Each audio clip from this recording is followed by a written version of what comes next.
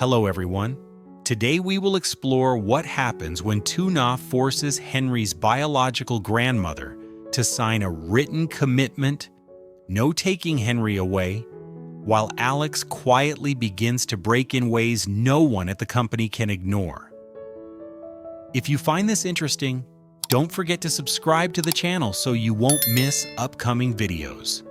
Tuna did not wait for anyone to explain what happened in that city living room. She saw it in Henry's eyes. She felt it in the way his small hand pulled away, not out of anger, but out of caution. That night, when everyone finally left and the door closed, Tuna didn't argue. She didn't beg Alex to change his words. She didn't chase his mother down the hallway. She sat on the edge of the sofa with Henry asleep against her chest, and she stared at the quiet wall like it had taken something from her. Alex tried to speak. "Tuna." She raised one hand, not to threaten him, just to stop the sound. Her voice was low. "Don't explain. Not tonight." Alex swallowed. He looked like he had been holding himself up with rules, and the rules were failing. Tuna stood carefully, one hand under Henry, the other on her belly. She walked into the spare room Alex's mother had prepared for her. She closed the door. She locked it. In the morning, she packed one bag. Only what Henry needed. Only what her body could carry. Alex's mother caught her near the doorway. "Where are you going?" she asked, like Tuna was still a child in her house. Tuna kept her tone polite. "Home. This is your home now," Alex's mother said. Tuna met her eyes. "No, this is where decisions were made without me." Alex arrived as she was tightening Henry's jacket. "Let me drive you," Alex said quickly. Tuna didn't refuse. She didn't accept with warmth either. She just nodded once, like she was accepting a service, not a life. On the way back to the farm, Henry stayed quiet. He watched the road. He didn't ask questions. He didn't lean into Tuna the way he used to. He held a small snack in his hand and forgot to eat it. Tuna kept her hand on his knee, light, steady. She didn't force him to hug her. She didn't force him to smile. She just stayed there, present, like a wall that didn't move. When the wooden house came into view, Tang was already waiting at the door. Her eyes flashed to Henry first, then to Tuna's face. Tang didn't ask what happened. She only said, "Come in, sit down, breathe." Inside the wooden house, the air smelled like old wood and rice. It wasn't comfort, it was honesty. That afternoon, Henry's biological grandmother arrived. She did not come loud this time. She came in clean clothes, carrying a small bag of fruit, like she was visiting a normal family. Her smile tried to be soft. Tuna opened the door and did not step aside fully. She stood in the doorway, one arm around Henry's waist. "You can visit," Tuna said. "You cannot take him." The grandmother's smile tightened. "I'm only here to see my grandson." Tuna nodded once. "Then stand here. Talk to him. Give him fruit if you want. But you don't reach for his hand. You don't say, 'Come with me.' You don't say, 'Your mother left you.'" The grandmother's eyes narrowed a little. "You're acting like I'm a thief." Tuna's voice stayed calm. "I'm acting like a mother." Henry looked at the grandmother's bag.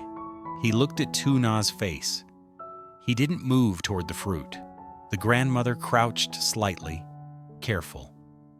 "Henry, Grandma brought oranges." Henry didn't answer. He pressed closer to Tuna's leg. Tang stood behind Tuna and said nothing, but her presence filled the doorway like a warning.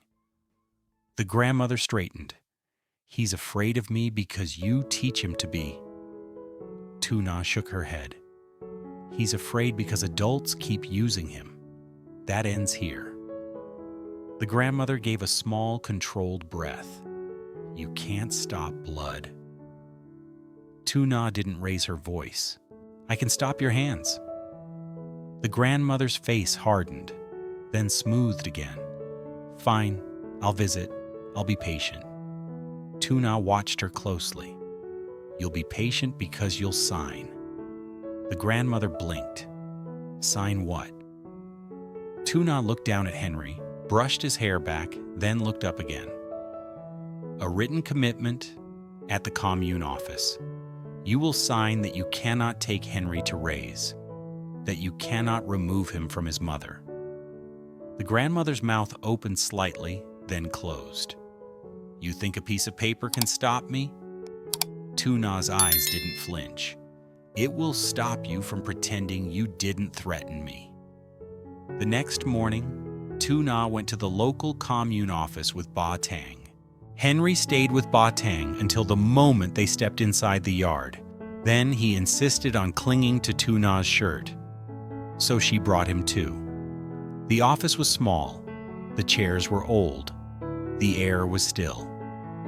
Tuna held Henry on her hip and spoke with a steadiness she didn't know she still had. She didn't make it dramatic. She didn't cry. She asked for a simple written commitment in plain language, and she insisted it include one clear line. Henry stays with his mother. Visits allowed. No taking. No raising by anyone else. Henry's biological grandmother came late. She looked around like she hated being seen in a place where she couldn't use status. Tuna placed the paper on the table. She slid a pen toward the grandmother. Read it, Tuna said. The grandmother's eyes skimmed the lines. Her lips tightened. This humiliates me, she said. Tuna answered quietly. It protects my child. The grandmother looked at Henry. Henry stared back with a blank seriousness that didn't match his age. The grandmother's voice dropped. If I sign, you let me see him. Tuna nodded. You visit, here, at the farm, with boundaries. The grandmother held the pen for a long second, like it weighed more than it did. Then she signed. Tuna didn't smile. She didn't celebrate. She took the paper, checked the signature, and folded it carefully into her bag like it was food she needed to keep her child alive. On the way home, Henry leaned against her shoulder in the motorbike ride. It was the first time in days he rested his head there without stiffening. Tang noticed too. She didn't comment. She just kept her eyes on the road, like she was afraid the world would punish them for small moments of peace. Life at the farm was not easy, but it was clear. Tuna started waking up early. She planted vegetables behind the house where the soil stayed damp. She watered them slowly, one hand on her belly, when the cramps came, one hand steady on the watering can. Henry followed her, carrying a small plastic cup to help. Sometimes he poured water into the wrong place. Tuna didn't scold him. She just moved the cup gently and said, Here, Henry. Like this? They began buying fruit from nearby villagers, bananas, guavas, small mangoes, when they were in season. Tuna bought with what little she had. She resold at the local market with simple honesty. No shouting, no tricks. But Tang carried the heavier bags. Tuna handled the money. Henry sat on a small stool beside them, watching people pass. At first, he didn't speak much. He didn't reach out to strangers. If someone bent down to say hello, he held Tuna's sleeve tighter. Tuna didn't push him. She only stayed close. She let him keep his fear, but she didn't let fear move him away from her. Some mornings, Henry asked one question and then went quiet again. Mommy? City? Tuna would answer the same way each time. We're here. Mommy is here. He would stare at her face like he was searching for the lie. Then, slowly, he would accept her answer and return to stacking oranges in a neat line. At night, when the wooden house was quiet, Tuna would sit with Tang and count what they earned. The numbers were small, but they were theirs. Tang watched Tuna's hands as she rubbed her belly. "You're tired," Tang said. Tuna nodded. "Yes." "You're scared," Tang added. Tuna didn't deny it. "Yes." Tang's voice softened. "But you are standing. That's more than most people." Tuna looked toward the sleeping mat where Henry lay. He slept curled inward, but his face looked calmer than it had in the city. Tuna whispered, "I can't let anyone make him pull away from me again." Tang nodded once. "Then don't." Meanwhile, Alex returned to work like a man who had lost his place and didn't know where to put his hands. He stayed at the company late, not because there was always urgent work, but because leaving meant going home to a silence that reminded him what he had done.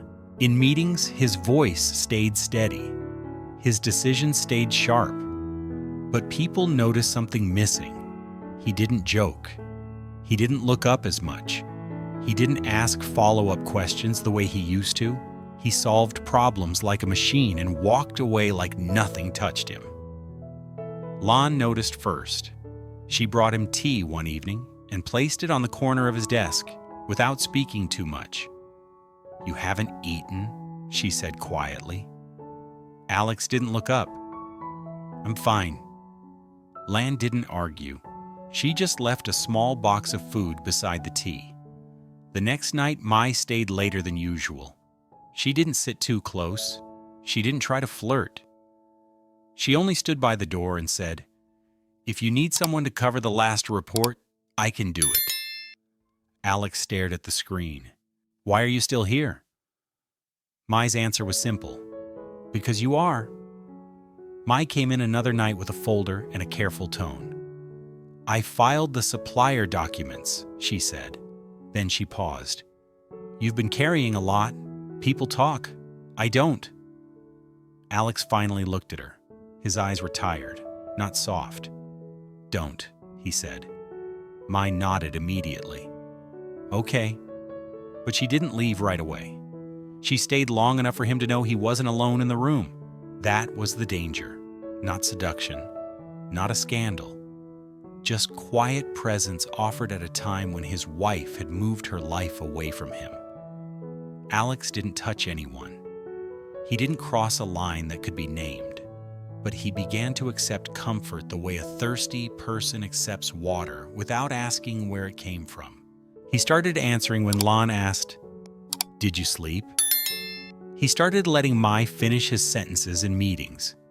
He started allowing Mai to sit across from him with paperwork, not because he needed help, but because he needed the room to feel less empty. Then he would drive to the farm, often at dusk, like he was afraid to arrive in daylight and be seen too clearly. When Alex stepped into the wooden yard, Tuna didn't run toward him. She didn't slam the door either. She met him at the edge of the yard, with her hands clean and her eyes tired. Alex looked at Henry first. Henry was sitting near Tang, peeling a banana with slow focus. Alex crouched slightly. "Henry," he said, voice gentle. Henry glanced at him. He didn't smile. He didn't cry. He simply looked like Alex was a visitor whose intentions needed time to prove themselves. Alex's throat tightened. He stood and faced Tuna. "I'm sorry," Alex said. His voice was steady, but his eyes didn't hide the regret. "I said the wrong words. I chose the wrong side." Tuna didn't attack him. That would have been easier. She only asked, "Did you understand what Henry heard?" Alex's jaw worked once. "Yes." Tuna nodded. "Then don't apologize like you're fixing it," she said. "Apologize like you're admitting it." Alex swallowed. "I admitted it." Tuna's eyes stayed on his face, searching for the old Alex who promised protection, but her voice stayed flat. "I can't build my life on your admissions." Alex stepped closer, careful. "Let me help." Tuna didn't reject him with anger. She rejected him with clarity. "You can visit," she said. "You can speak to Henry. You can carry fruit when you come, but you don't decide. Not here." Alex flinched. "I'm his family too." Tuna answered quietly. "Then act like family, not like a judge." Tang watched from the doorway. She didn't interfere. She only observed, as if she was counting how many times Alex could be sincere before he tried to control again. Over the next days, Alex came often. He brought small things: milk, medicine for Tuna's nausea, a new small hat for Henry. He spoke softly. He tried to rebuild with gentleness. Henry slowly softened in small ways. He allowed Alex to hand him a snack. He allowed Alex to sit nearby, but he didn't climb into Alex's arms. Not yet. Tuna saw it. She didn't blame Henry for it. She also didn't rescue Alex from the discomfort. One evening, Alex stayed longer. The yard was quiet. Henry was inside with Tang. Alex stood near the wooden steps and said, "I miss you." Tuna didn't answer immediately. Silence sat between them like a boundary. Then she said, "I know." Alex's voice went rough. "I don't want to lose you." Tuna looked at him, and her eyes held something calm and final. "You already did," she said. "Not as a person, but as the center." Alex's face tightened. "Tuna?" She raised her hand again, the same gentle stop as before. "Listen," she said. "I'm not punishing you. I'm protecting Henry." Alex's breath shook. "I'm trying." Tuna nodded. "I see that." She paused, then added, "But I'm not waiting for you to become safe again." Alex's eyes flashed with pain. "So what now?" Tuna looked toward the vegetable patch, toward the small bags of fruit ready for the market, toward the wooden house that had held her when she had nowhere else.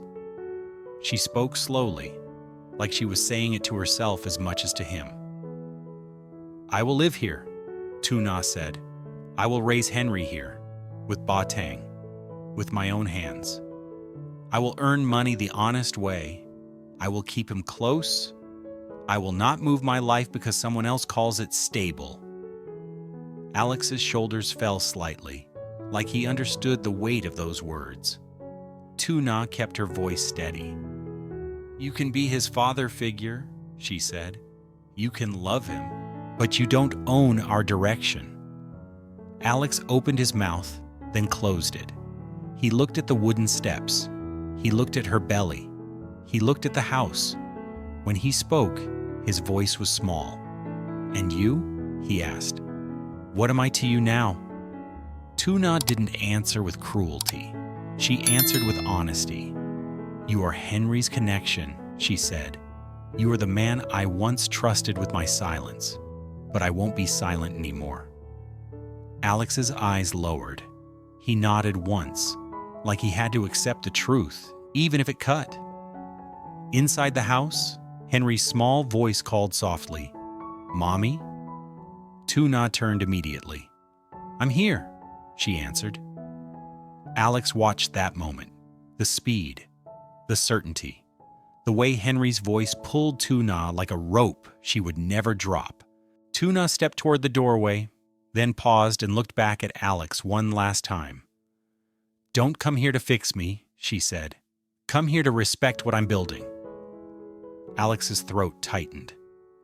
He nodded again, slow. Tuna walked inside. Alex stayed in the yard, alone, under the simple light, listening to the quiet sounds of a home that no longer belonged to him in the way he once assumed it would. And for the first time since that city meeting, Tuna felt something new settle in her chest. Not comfort, not victory, just a calm, painful strength, the kind that didn't ask permission. After the meeting, Tuna takes Henry back to the farmhouse and stops staying silent. She allows Henry's biological grandmother to visit only under strict rules, then brings her to the commune office to sign a written commitment that Henry cannot be taken away. With Tang, Tuna rebuilds a hard but honest life, growing vegetables, buying fruit from villagers, and reselling at the local market, while Henry slowly regains emotional safety beside her. In the city, Alex works late and grows emotionally empty. Lon, Mai, and Mai offer quiet support as he seeks forgiveness from Tuna, who keeps distance.